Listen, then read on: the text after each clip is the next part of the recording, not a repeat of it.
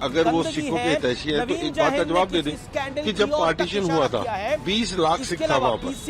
20 लाख सिखों में से आज वहाँ पर सिर्फ 8,000 सिख रह गए हैं। इस तरीके की बातें करके इस देश के सिखों को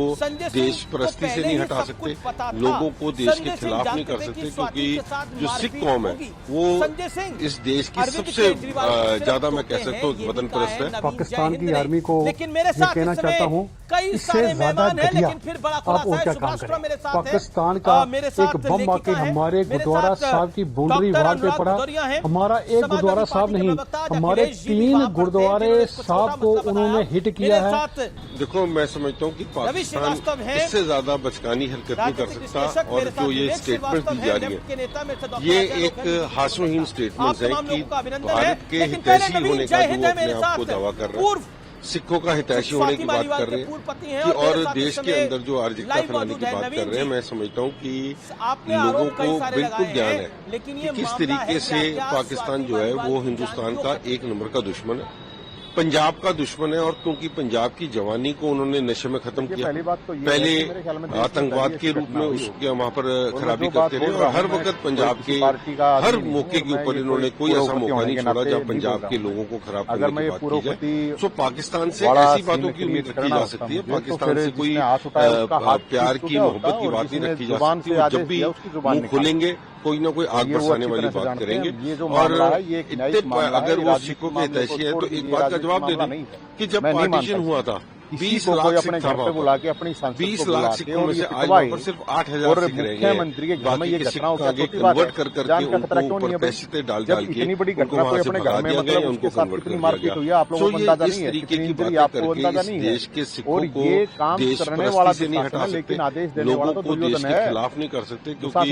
जो सिख कौम है वो इस देश की सबसे ज्यादा मैं कह सकता हूँ वतन परस्त है, और इसके लिए उनको कोई गुमराह नहीं कर सकता। बड़े अफसोस की बात है, जिस तरह से ये मैं पाकिस्तान की आर्मी को ये कहना चाहता हूँ, तो उससे ज्यादा घटिया तो ऐसे ही आप और क्या काम करें। कोई बात नहीं, ये तो मैं खुद गुरुद्वारा साहब में मौजूद था। मेरा जिस वक्त हमारा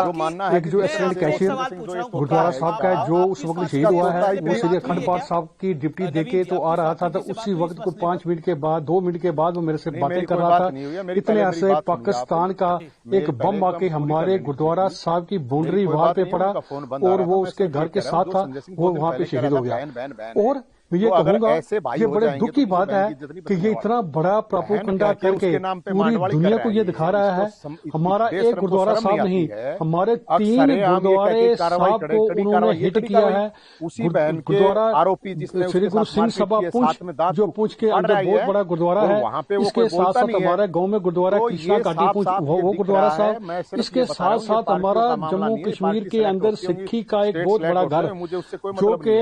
श्री गुरु गोबिंद सिंह जी महाराज का थापे स्थान श्रीमद डेरा निगाली साहब पुंछ, जो कि पुंछ के अंदर नहीं, हिंदुस्तान के अंदर बहुत बड़े श्रद्धालु जो पूरी दुनिया से वहाँ आते हैं, उसके साथ ही बाउंड्री वाल के साथ ही वहाँ पे जो है कि एक बम आके गिरा है। मगर बड़े बड़े अफसोस की बात है कि पाकिस्तान की जो आर्मी है वो पूरी दुनिया के अंदर एक बदनाम जो आर्मी है, इसने झूठा प्रोपेगेंडा करके ये कह रहा है कि इंडियन आर्मी कर रही है। बड़े अफसोस की बात है, इस वक्त पूरी दुनिया के अंदर दुनिया ने देखा है कि इंडियन आर्मी,